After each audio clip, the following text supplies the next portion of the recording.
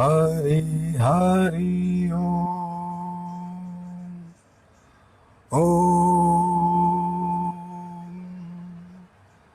हरि हरि ओम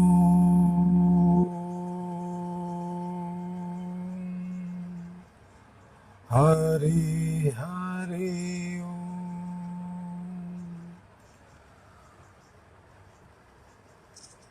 ध्यान मूलम गुरुमूर्ति पूजा मूलम गुरुपदम मंत्र मूलम गुरुवाक्यम मोक्ष मूलम गुरु कृपा। ओम श्री कृष्णा श्री राम कृष्णार्पणमस्तु। वासुदेव सुतं देवं कंस चाणूरमर्दनं देवकी परमानंदं कृष्णं वंदे जगद्गुरुं। श्री कृष्ण गोविंद हरे मुरारे हे नाथ नारायण वासुदेव। राधे कृष्ण कृष्ण कृष्ण राधे कृष्ण कृष्ण कृष्ण पितुमात स्वामी सखा हमारे हे नाथ नारायण वासुदेव। श्री कृष्ण गोविंद हरे मुरारे हे नाथ नारायण वासुदेव। अच्युतं केशवं राम नारायणं कृष्ण दामोदरं वासुदेवं हरे। अच्युतं केशवं राम नारायणं कृष्ण दामोदरं वासुदेवं हरे। हरे कृष्णा कृष्णा कृष्णा राधे कृष्णा कृष्णा कृष्णा हरे कृष्णा कृष्णा कृष्णा गोविंद बोलो हरि गोपाल बोलो गोविंद बोलो हरि गोपाल बोलो। राधा रमन हरि गोविंद बोलो राधा रमन हरि गोविंद बोलो गोविंद बोलो हरि गोपाल बोलो गोविंद बोलो हरि गोपाल बोलो। राधे कृष्णा कृष्णा कृष्णा गोपाल कृष्णा कृष्णा कृष्णा राधे कृष्णा कृष्णा कृष्णा गोपाल कृष्णा कृष्णा कृष्णा। श्री कृष्ण गोविंद हरे मुरारे हे नाथ नारायण वासुदेव। हरे कृष्णा। कल की जो चर्चा थी, अर्जुन पूरी तरह से मायावश होकर भ्रम में पड़कर पूरी तरह से परेशान होकर भगवान कृष्ण के शरण में आते हैं और भगवान कृष्ण को कहते हैं कि मैं समझ नहीं पा रहा हूँ, मेरी बुद्धि स्थिर नहीं है, मुझे मार्ग बता, मैं क्या करूँ। क्या मैं अपने परिजनों की हत्या करूँ और उस हत्या से सने हुए सिंहासन का भोग करूँ? क्या ये उचित होगा? हे माधव, हे ऋषिकेश, मैं असमर्थ हूँ कि मैं क्या करूँ और क्या ना करूँ। मुझे कर्तव्य और अकर्तव्य का बोध आप दें, मैं आपकी शरण में आया हूँ। और श्री भगवान ने कहा कि तुम्हारी जो ये सोच है जिसके चलते तुम व्याकुल हो रहे हो, और जो अधिकांश बुद्धिवादियों की सोच है कि पूरा जीवन इस शरीर का ही जीवन है, शरीर के सुख के लिए, शरीर के भोग के लिए, शरीर के संबंधों के लिए हम न जाने क्या क्या करते हैं। कोई भ्रष्टाचार करता है, कोई अनाचार करता है, कोई दुराचार करता है, इस शरीर के सुख के लिए, इस शरीर के आनंद के लिए। और जो शरीर में जी रहा है वो एक तरह से पशु है, वो पास में बंधा हुआ। और पशु का अर्थ ही क्या है? जो बंधा हो, जो किसी पाश में बंधा हो। और हम सब बंधे हैं। अगर देहवादी चिंतन है हमारे जीवन का, तो हम सब बंधे हुए हैं, क्योंकि सारा जीवन हम इस देह और देश से जुड़े हुए सारे संबंधों को, सारी उपलब्धियों को, सारी सत्ताओं को, सारे भोगों को हम इस देह से ही जोड़ते हैं और देह से ही परिभाषित करते हैं कि कौन अपना है और कौन पराया है। इस देह से उत्पन्न पुत्र को अपना पुत्र कहते हैं, पुत्री को उत्पन्न अपनी पुत्री कहते हैं। और ये अपने पराये का जो भेद है, ये देह ही तो पैदा करता है। तो भगवान कृष्ण कहते हैं कि जो बुद्ध पुरुष हैं, जो ज्ञान प्राप्त, जिनको ज्ञान प्राप्त हो चुका है, देहिनो अस्मि यथा देहे कौमार्यम यौवनम जरा तथा देहांतर प्राप्ति धीर तत्र न मुह्यति। हे अर्जुन, जैसे शरीर का अलग अलग अवस्था होता है, बाल्य अवस्था से तरुण अवस्था में आते हैं, यौवन में आते हैं, फिर वृद्धावस्था की तरफ अग्रसर होते हैं, उसी प्रकार मृत्यु होने पर आत्मा दूसरे शरीर में चला जाता है। धीर व्यक्ति ऐसे परिवर्तन से मोह को प्राप्त नहीं करते। मोह की प्राप्ति उन्हीं को होती है जो इस शरीर से मोह प्राप्त पाए हुए हैं। उनको पता ही नहीं कि शरीर उनके लिए बस एक यंत्र मात्र है, कुछ देर के लिए उनको दिया गया है इस्तेमाल करने के। अब उस शरीर को वो नौका बना लें या उस शरीर में ही डूब के अपने सारे जीवन को नष्ट विनष्ट कर दें। गीता कहती है कि ये शरीर एक साधन है, साध्य नहीं है। लेकिन हम इस जीवन को, पूरे इस जीवन को ही, शरीर को ही साध्य बना देते हैं। और उसकी परिणति ये होती है कि जीवन आसुरी हो जाते हैं। उसकी परिणति ये होती है कि जीवन में संघर्ष, जीवन में भेद, जीवन में अप्रेम, जीवन में कई तरह की परेशानियां आती हैं। भगवान कहते हैं, मात्रा स्पर्शा तु कौन्तेय शीतोष्ण सुख दुख दुखहदा आगम आपियनः अनित्यः तान तिच्छिस्व भारत। हे कुंती पुत्र, सुख तथा दुख का क्षणिक उदय तथा काल क्रम में इनका अंतर ध्यान हो जाता है।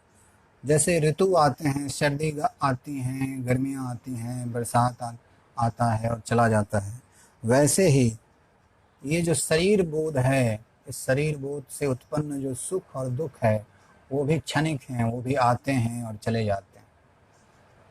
आपने कोई नई कार खरीदी, आप उस कार से बड़े सुखी हैं, पूरे मोहल्ले को मिठाई बांटी जाती है, दिखाया जाता है, लेकिन वो फिर सुख धीरे धीरे धीरे धीरे छिन्न होता चला जाता है, क्योंकि पड़ोसी ने आपसे बेहतर कोई कार खरीद ली, या आपका कार अब पुराना हो चुका है। तो भौतिक जगत का जो भी सुख है, जो भी भोग है, वो धीरे धीरे नष्ट हो जाता है।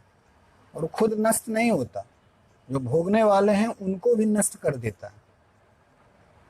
तो ये जो असुरों वाला जीवन है, असुर कोई और नहीं है, जो शरीर में जीता है वो असुर है, जो मन में जीता है वो मानव है, और जो आत्मा में जीता है वो देवता है, वो देव है, परम देव है।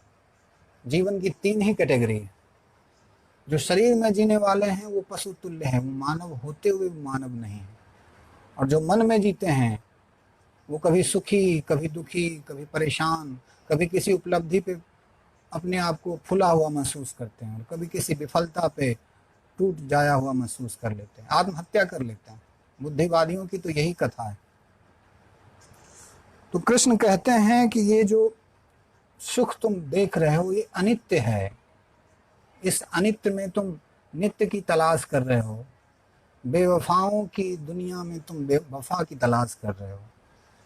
तुम उस चीज से प्रेम खोज रहे हो जो टिकेगा ही नहीं, जो बदल जाएगा। कभी मृत्यु छीन लेगी, कभी वो बदल जाएंगे, तुम्हें वो वास्तविक प्रेम इस संसार से नहीं मिला। संसार से आज तक कोई भी तृप्त नहीं हुआ। संसार एक अनुभव है जिससे हम सबको गुजरना है। अर्जुन, तुम भी इस अनुभव से गुजर चुके हो, लेकिन फिर भी तुम अज्ञानियों जैसी बातें कर रहे हो। तुमको लगता है कि कैसे इन सब की हत्या करके मैं सुखी रह पाऊंगा, क्योंकि तुम अभी भी शरीर की भाषा में ही बात कर रहे हो, तुम भोगों की भाषा में ही बात कर रहे हो। तुम्हारे अंदर योग घटित नहीं हुआ है। अभी भी तुम सत्ता और भोग की भाषा में ही बात कर रहे हो। आज जीवन में सबसे आकर्षक क्या है, ये हम आप सब जानते हैं। जीवन में सबसे आकर्षक है सत्ता पाना, वो सत्ता जिसमें हम दूसरों को नियंत्रित कर सकें, अपनी इच्छाओं के अनुसार, अपने भोगने की इच्छा के अनुसार जीवन को बदल सकें। ये वही जीवन तो एक कल्प वृक्ष जैसा है, जो चाहोगे वो मिलेगा। अगर दृढ़ इच्छा शक्ति है तो वो आप प्राप्त कर सकते हो। लेकिन जीवन को सिर्फ भोगों में लगा देना, कहते हैं कि भोगा विदाउट योगा लीड्स टू रोगा। अगर आप भोग में हो और बिना योग के आप भोग में प्रवेश कर रहे हो तो वो आपको रोग की तरफ ले जाएगा। वो मानसिक रोग हो सकता है, वो शारीरिक रोग हो सकता है, कई तरह के रोग हो सकते हैं, क्योंकि भौतिकता आपको एक सीमा में बांधेगी। भौतिकता का एक गुणधर्म है कि वो अपने आप को स्थिर नहीं रखता। बेवफाई उसके स्वभाव में है, और जीवन से आप अगर वफा खोजते हो, इसीलिए तो शायरों की और प्रेमियों की गीत और उनका मार्केट चलते रहता है। नई फिल्में आती हैं, नई कविताएं लिखी जाती हैं। कितनों के दिल टूटे हैं, कितनों का भरोसा टूटा है इस संसार से। कुछ लोग नए भरोसे पाल लेते हैं, एक भरोसा टूटा नहीं दूसरा भरोसा पाल लेते हैं। उनको लगता है कि दूसरे भरोसों को पाके हम मुक्त हो जाएंगे, कुछ अचीव कर लेंगे। आज तक कोई भी व्यक्ति नहीं मिला जिसने संसार को पाया और दावा किया कि नहीं, मैं आनंदित हूँ, मैं पूर्ण हूँ, अब मैं गीत गाऊंगा, मैं आह्लादित हूँ, मैं अपने आप से भरा हुआ हूँ, अब मैं बांटना चाहता हूँ। भिखारी क्या बांटेंगे? भिखारियों की बस कैटेगरी होती है। एक वो जो मंदिर के बाहर आपसे याचना करता है और कहता है दे दाता के नाम तुमको अल्लाह रखे, तुमको ईश्वर रखे, भगवान के नाम पे कुछ दे दो। और आप भी मंदिर में प्रवेश करते हो तो भगवान से ही मांगते हो। वहां भी एक भिखारी है, थोड़ा बड़ा भिखारी है। तो जीवन में बस भिखारियों की एक कैटेगरी है, उस कैटेगरी से हम लोग गुजरते रहते हैं। भिखमंगों की जमात है, दूसरों से प्रेम मांगते हैं, दूसरों से सम्मान मांगते हैं, दूसरों से प्रतिष्ठा मांगते हैं। सारी शिक्षा नीति जो हम लोगों की दी गई है उसमें विद्या का नितांत अभाव है। वो अदर ओरिएंटेड है, दूसरे हमारे बारे में क्या सोचते हैं, इसकी पीड़ा हमें बहुत सताती है। दूसरों को हम कन्विंस करते हैं, पता है कि वो नहीं मानेंगे, फिर भी उनसे झगड़ा करते हैं, उनको समझाते हैं कि आप मेरे बारे में ऐसा क्यों बोलते हो, क्यों सोचते हो। सारे संबंध इसी पर आधारित हैं कि लोग हमारे बारे में क्या सोचते हैं। क्या फर्क पड़ता है आप अपने बारे में क्या सोचते हो? आपको अपनी समझ है कि नहीं? क्योंकि क्या आपने नकली चेहरे ही उधार ले रखे हैं और उन चेहरों ने आपको जीवन में चैन से बैठने नहीं दिया? आप एक अंतहीन ज्वर में लगे हुए, बुखार चढ़ गया, दौड़ें, अपने आप को भूल जाएं। इसलिए तो इतना ड्रग है, नशा है जीवन में। तो भगवान श्री कृष्ण कहते हैं यम ही न व्यथियंती पुरुष ऋषभ समः दुःख सुखम धीरम स अमृतवात कल्प्यते।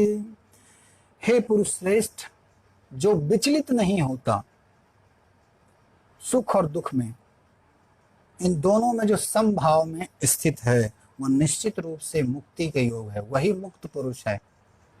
आज सुभाष चंद्र बोस जी की 75वीं जयंती है और उन्होंने आज़ादी के लिए उनका एक बड़ा योगदान है। आज़ाद हिंद फौज उन्होंने स्थापित किया था और उन्होंने कहा था कि तुम मुझे खून दो, मैं तुम्हें आज़ादी दूंगा। आज़ादी का संग्राम कहीं पैसों से, आज़ादी इतनी आसान नहीं है। आज़ाद हर कोई होना चाहता है। अहंकार को बड़ा मजा आता है कि मैं आज़ाद हो जाऊं, मैं तो अब इंडिपेंडेंट हूँ। लेकिन एक सूरज निकलना बंद कर दे, तुम्हारी अकड़ खत्म हो जाएगी। हवाएं चलना बंद कर दे, तुम कितने बड़े व्यक्ति हो उससे कोई फर्क नहीं पड़ेगा, क्षण भर में गुजर जाओगे, पता भी नहीं चलेगा। तो स्वतंत्रता की तलाश में हम सब दौड़ रहे हैं। वो अहंकार की यात्रा है, वो एक अलग यात्रा है, लेकिन वो यात्रा कभी खत्म नहीं होगी। सिकंदर की जब खत्म नहीं हो तो हमारी और आपकी क्या खत्म होगी? हम लोग भी छोटे मोटे सिकंदर ही तो हैं। तो कहते हैं कि सुख दुख में जो विचलित ना हो वो व्यक्ति ही मुक्त है, वो व्यक्ति ही आनंदित है। ये तो बड़ा अजीब प्रश्न है। सुख दुख में विचलित कैसे नहीं होंगे? अगर मैं अपने आप को मानूं कि मैं किसी जाति का हूं और कोई सामने सड़क पे मैं जा रहा हूं और मेरी जाति को वो गाली दे, तो मुझे तो विचलित होना ही पड़ेगा ना, क्योंकि वो मेरी आइडेंटिटी है। कोई कहे कि बिहारी चोर होते हैं तो मुझे तो बुरा लगेगा ही ना, क्योंकि मेरी आइडेंटिटी वो है कि मैं बिहारी हूं। सुख दुख का आधार आपकी छवि है, वो छवि जो आपने समाज में बना के रखी है। आपको डर लगता है कि वो छवि टूट ना जाए या वो छवि बड़ी ना हो, बड़ी करने के चक्कर में लगे रहते हैं। वो चुराई हुई छवियां हैं। आपको भी अंदर से पता है कि आपके सारे चेहरे नकली हैं, इसीलिए सुख दुख के थपेड़ों में पड़ते हैं। किसी ने तारीफ कर दी, इसीलिए तो कहते हैं कि राजाओं के दरबार में वैसे दरबारियों की ज़्यादा कदर होती है जो चमचे टाइप के होते हैं। एक नया शब्द आजकल राजनीति में चल रहा है, चमचा और अंधभक्त। दोनों खतरनाक हैं और दोनों बदलने वाले शब्द हैं। अंधभक्त भी तुम्हारे पीछे इसलिए है क्योंकि उसको तुमसे कुछ चाहिए, वो भी पीछे चमचा लेके खड़ा है। और चमचे भी इसीलिए खड़े हैं, उनको भी तुमसे कुछ भोग चाहिए, कुछ हिस्सेदारी चाहिए। तो क्यों खड़े रहेंगे तुम्हारे पीछे? क्यों जिंदाबाद मुर्दाबाद करेंगे? तुम्हारे भोग के भागीदार हैं, तुम्हारी सत्ता के भागीदार हैं। इसलिए सबसे आकर्षक जीवन में कुछ है। आप देखते होंगे अभिनेता क्रिएटिव फील्ड वाले लोग हैं, कलाकार हैं, लेकिन अंत में वो सत्ता की तरफ आते हैं। अहंकार को बड़ा रस मिलता है किसी को दबाने में, किसी के गर्दन पे चढ़ जाने में, और उसे पता नहीं है कि वो अगर किसी एक का गर्दन दबाता है तो उसके भी गर्दन दबाने के लिए ईश्वर इंतजाम कर देता है, भेज देता है। जब अहंकार कहता है मैं हूं, तो ऊपर वाला कहता है नहीं नहीं तू नहीं है, मैं भी हूं, देख तेरी सीमा है, तेरी औकात क्या है, तू एक लहर है, तो समुद्र के सामने क्या है। तो ये जो सत्ता, अगर आप सत्य की तरफ नहीं जाते तो सत्ता की तरफ आपको जाना होगा, चाहे वो ज्ञान की सत्ता हो, चाहे वो नॉलेज की सत्ता हो, चाहे वो पद की सत्ता हो, चाहे वो मसल्स पावर हो। आप सत्ता के पीछे जाओगे और सत्ता में हमेशा संघर्ष होता है, क्योंकि सत्ता किस लिए चाहिए? सत्ता चाहिए भोग के लिए। सत्ता किस लिए चाहिए? सत्ता चाहिए अपने अहंकार के विस्तार के लिए। मैं कितना बड़ा आदमी हूँ। एक मोर नाचता है, वो नहीं खोजता कि कोई फोटोग्राफर हो, कोई लाइव प्रसारण हो मेरा, मैं बड़ा मग्न हूँ, डांस कर रहा हूँ। उसे किसी सेलिब्रिटी प्रोग्राम में जीतना नहीं है, कॉन्टेस्ट में वो नहीं पड़ता, वो अपने आनंद में मस्त है। कहते हैं कि अकबर के दरबार में बहुत बड़े गवैये थे, तानसेन, बहुत अच्छा गाते थे। अकबर ने उनकी प्रशंसा में कहा कि अरे तानसेन तुम तो बहुत अद्भुत गाते हो, तुम्हारी टक्कर का तो मैंने कोई गायक देखा ही नहीं, सुना ही नहीं। तानसेन ने बड़ी विनम्रता से कहा कि नहीं नहीं नहीं नहीं बादशाह, मुझसे भी अच्छा गाने वाले हैं, मेरे गुरु हैं हरिदास जी। तो कहा माँ बदलो, तुमको दरबार में हाजिर करो, हम उनको इनाम देंगे, हम उनकी कदर करेंगे। कहा कि नहीं, वो किसी दरबार में नहीं आते। स्वांतः सुखाय रघुनाथ गाथा, अपने सुख में, अपने आनंद के लिए वो गाते हैं। वो इसलिए नहीं गाते कि उनको किसी प्राइज की जरूरत है। मैं गाता हूँ कि मेरा सारा ध्यान इस पे रहता है कि महाराज बादशाह मुझे क्या इनाम देंगे, कौन सी पदवी देंगे, कौन सी जमीनें देंगे, खुश होके। लेकिन मेरे गुरु इन सब चीज़ों के लिए नहीं गाते, वो ईश्वर की प्रसन्नता के लिए गाते हैं। मस्त होते हैं इसलिए वो गाते हैं, स्वर उनमें फूट पड़ता है। तो आपका जीवन क्या ऐसा है? क्या आप इसलिए गा रहे हो कि लोगों की तालियां चाहें? क्या आप इसलिए गा रहे हो कि लोगों में आपकी पकड़ और अकड़ दोनों बढ़े? अगर इसलिए गा रहे हो तो आपका गाना बहुत झूठा है, बहुत उथला गाना है। वो संगीत नहीं है। अंदर आपको भी पता है कि एक भिखारी गा रहा है, एक राजा चित्त वाला, एक राज ऋषि वाला उस गाने को नहीं गा रहा है। वो कहते हैं, अकबर कहा कि ठीक है तो मैं उनको सुनने जाऊंगा। कहा कि वो कब गाएंगे ये कहना बड़ा मुश्किल है। सवेरे वो प्रातः गाते हैं, भजन करते हैं, गंगा स्नान के बाद वो अपनी कुटिया में आते हैं और अपने मन से उनकी जो स्वतः स्फूर्त जो होता है वो भजन गाते हैं। तो कहते हैं तानसेन और अकबर छुप के उनके पास गए और एक झाड़ी में छुप गए इस प्रतीक्षा में कि वो कब गाएं। और 2-3 घंटे से ज़्यादा इंतजार किया। सवेरे उठता नहीं था बादशाह, उस दिन उसे उठना पड़ा, क्योंकि पहली बार उसे पता चला कि मुझसे भी बड़ा कोई बादशाह है जिसे धन नहीं चाहिए, जिसे दौलत नहीं चाहिए। वो अपने आप में उसने एक धन को प्राप्त कर लिया है, वो मस्त है। उसे कोई डिग्री या कोई उपाधि या कोई सम्मान नहीं चाहिए। और कहते हैं हरिदास ने जब गाना शुरू किया तो अकबर को पहली दफ़ा पता चला कि संगीत क्या होता है।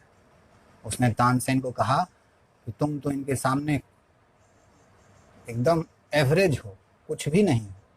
कहाँ कोयल वाली आवाज़ और कहाँ कौवे की आवाज़। और कहते हैं अकबर इतना भाव विभोर हो गया, वो भूल गया, वो नाचने लगा। और नाचते नाचते वो हरिदास के पास गया और अपने गले की माला उन्होंने हरिदास को पहना दी। हरिदास चौंक गए और गाना बंद हो गया। तानसेन ने गुरु के पैर छुए और माफ़ी मांगा कि ये बादशाह हैं, ये आपसे आपको कुछ इनाम देना चाहते। हरिदास हंसे कि मुझे किसी इनाम की ज़रूरत नहीं, मुझे तो परम इनाम मिल चुका है।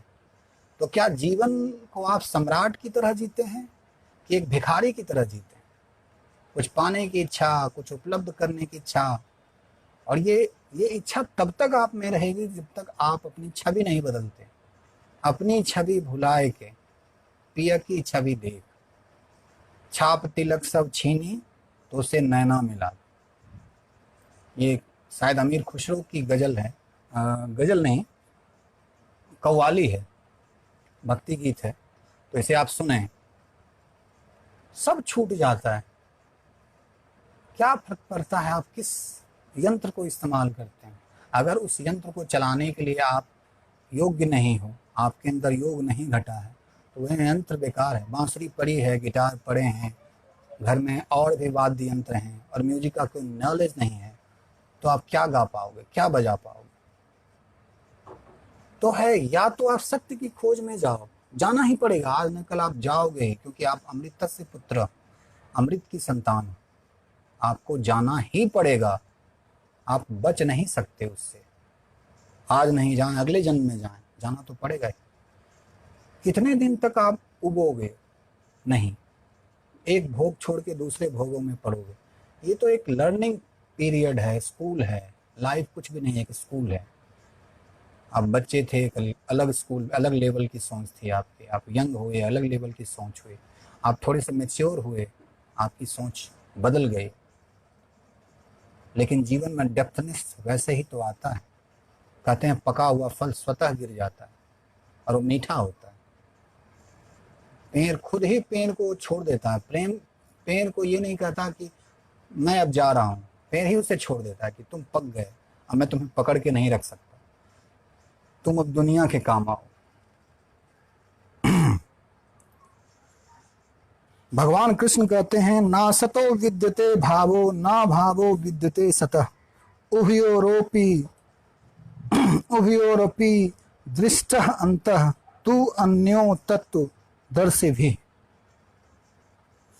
तत्वदर्शियों ने यह निष्कर्ष निकाला है कि असत का तो कोई चिरास्थायित्व नहीं है, किंतु सत्य अपरिवर्तनशील है। उन्होंने इन दोनों की प्रकृति के अध्ययन द्वारा यह निष्कर्ष निकाला है। एक है असत, झूठ नहीं कहा, असत कहा। आपका शरीर असत है, कंटिन्यूअस एक रिवर लाइक चेंज हो रहा है इसमें। 2 दिन खाना ना खाओ, शरीर की पूरी तरह से बायोलॉजी, फिजियोलॉजी सब चेंज होने लगेगी। ये शरीर एक नदी है, ये भी परिवर्तित हो रहा है, ये टिकने वाला नहीं है। इसको अगर आपने सच मान लिया, सत्य मान लिया, सत्य नहीं, एक यात्रा में शरीर है। आप एक यात्रा में हो और यात्रा को ही आपने मंजिल समझ लिया, तो फिर आप भ्रम में हैं। भ्रम के सिवा क्या है। तो कहते हैं कि तत्वदर्शियों ने, ऋषियों ने, मनीषियों ने इस तथ्य को समझ लिया कि जीवन में दो चीज है। क्या क्या? सत्य और असत्य। जैसे बगुले कहा जाता है, हंस को अगर दूध और पानी मिला के दिया जाए तो वो दूध पी लेता है और पानी छोड़ देता है। वैसे ही ज्ञानियों का है, सार को ग्रहण करते हैं और असार का त्याग कर देते हैं, असार को स्वीकार नहीं करते। वैसे ही जीवन है। जीवन में अगर आप झूठों के साथ रहोगे, झूठों के साथ कौन रहना चाहता है? एक बुरा से बुरा व्यक्ति भी वफादार आदमी खोजता है, उसके लिए दायां हाथ हो, बायां हाथ हो, लेकिन वफादार हो, झूठा ना हो। लेकिन जीवन हम झूठा जीने के लिए तैयार है। जीवन में हम हर झूठ को स्वीकार करने के लिए तैयार हैं। पता नहीं किन किन झूठों को लेकर हम जीते हैं। ये शरीर परिवर्तनशील है, ये भौतिक जगत परिवर्तनशील है। इसका एक, मैंने पहले भी कहा था, एक एक्सपायरी डेट है। ये एक ऊर्जा से दूसरी ऊर्जा में कन्वर्ट होगा, एक नया रूप धारण करेगा, और तुम उन नाम रूपों में फंसे हो। यही तो माया है, यही तो भ्रम है। इससे बचने का क्या तरीका है? बचने का यही तरीका है, क्या आपके अंदर कोई सत्य है? क्या कोई ऐसा तत्व है जो बदलता नहीं है? जो नहीं बदलता उसके साथ रहो ना। जो बदल जाए उसके साथ रहने का क्या तुक है? खेल सकते हो थोड़ी देर के लिए, थोड़ी देर के लिए अलग अलग भूमिकाओं में भूमिका निर्वाह कर सकते हो, लेकिन उसके साथ जीवन नहीं है जिया जा सकता। इसीलिए तो कहते हैं कि सत्य संग करो, सत्य के साथ संग करो। असत्य के साथ संग करोगे तो दुख ही देगा, पीड़ा ही देगा, और तुम्हें नहीं देगा। तुम उस पीड़ा के दुकानदार हो जाओगे, स्टॉकिस्ट हो जाओगे, डिस्ट्रीब्यूटर हो जाओगे। जो भी तुमसे मिलेगा, कैसे हो, क्या यार, जीवन बड़ा बड़ा टफ है, बहुत मुश्किलें हैं, परिवार नहीं सुनता, बेटे नहीं सुनते, भाई नहीं सुनता। हाँ, परेशानी है, भौतिक परेशानी और भी है, आर्थिक परेशानी भी है, पैसे की तंगी है, हर तरह की बात है। क्योंकि हमने सामान्य जीवन, सिंपल जीवन, कम आवश्यकता वाली जीवन को नकार दिया। हमें एक लग्जेरियस लाइफ चाहिए, हमें वो लाइफ चाहिए जिसमें हम लोगों को दिखा सकें। खुद को शोपीस बनाने में बड़ा मजा आता है, अहंकार को बड़ा रस मिलता है।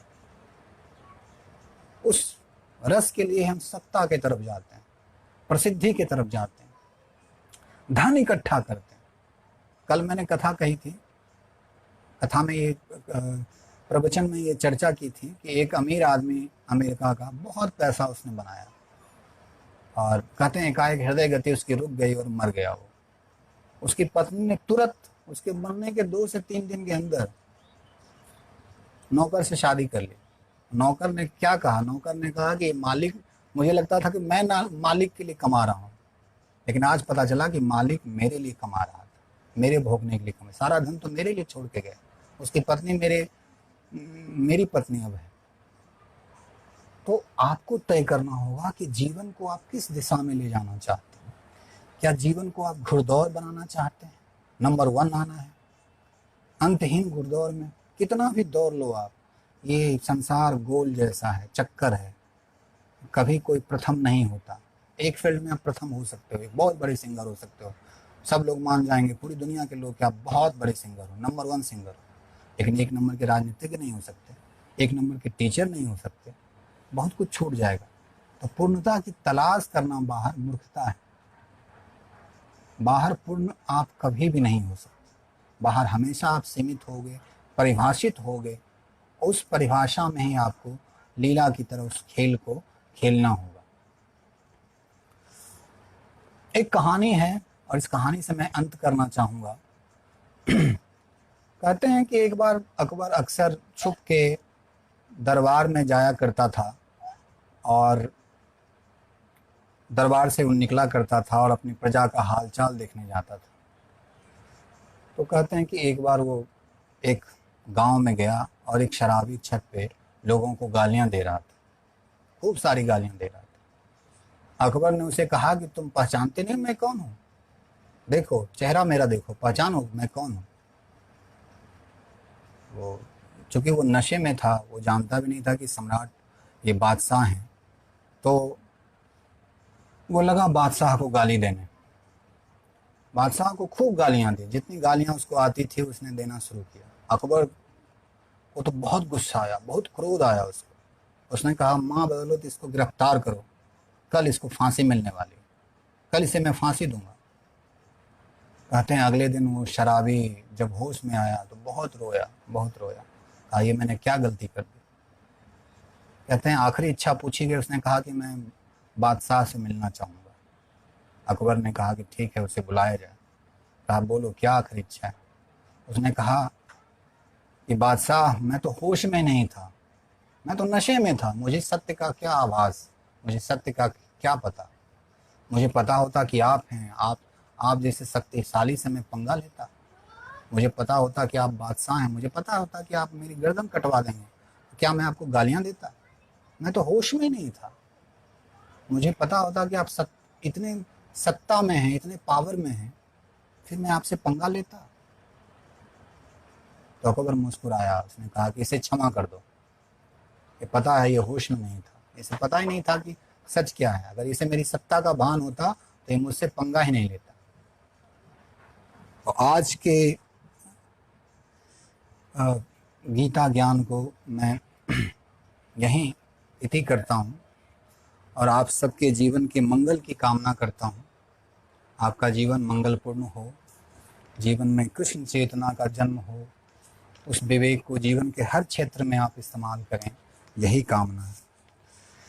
सर्वेषां स्वस्ति भवतु, सर्वेषां शान्तिर्भवतु, सर्वेषां पूर्णं भवतु, सर्वेषां मङ्गलं भवतु, सर्वे भवन्तु सुखिनः, सर्वे सन्तु निरामयाः, सर्वे भद्राणि पश्यन्तु, मा कश्चित् दुःखभाग् भवेत्।